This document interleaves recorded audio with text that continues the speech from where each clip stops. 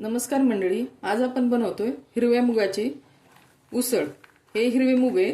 मी काय काल सकाळी याला पाण्यामध्ये टाकून दिवसभर भिजवले, रात्री पाण्यातून काढून चाळणीत काढून नंतर ते असे डब्यामध्ये ठेवले। एक छान मोड आलेत बघा, हे किती मस्त मोड आलेत, छान मोड येतात। आता तुम्ही एकदा करून बघा, असं ठेवून पॅक डब्यात ठेवले ना व्यवस्थित मोड येतात त्याला।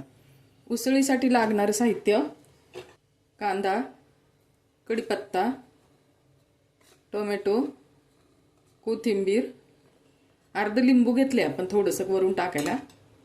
ही मिरची आहे, मिरची मोठी मोठीच कट केली, कारण मिरची तिखट मिरची आहे। मला थोडंसं लाल तिखट किंवा मसाला पण टाकायचा, त्यामुळे ही मिरची मोठी मोठी कट करून घेतली। जास्त टाकलं तर तिखट होईल ना। आणि हे शेंगदाणे, शेंगदाणे तुम्हाला टाकायचे असले, आवडत असले तर टाका, नाही टाकले तरी चालतंय। तेल तापले तर त्यामध्ये टाकू मोहरी, हिंग। हिंग प्रत्येक ह्याच्यात पावसाळ्यात आता हिंग जास्त वापरायचा। पावसाळ्यात काही पोटाच्या तक्रारी असतात तर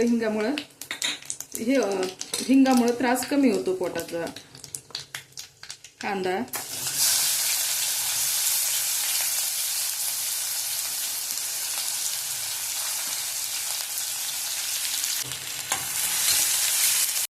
ही मिरची, अद्रक लसूणची पेस्ट चांगली थोडी परतून घ्यायची, म्हणजे त्या अद्रक लसूणचा थोडासा उग्रवास कमी होतो। हे टोमॅटो टाकायचे, बारीक चिरून घेतले मी। कढीपत्ता,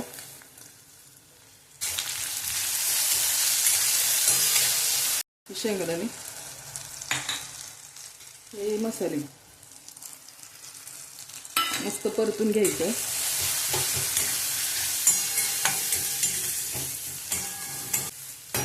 त्यामध्ये टाकायचे मोड आलेले मूग,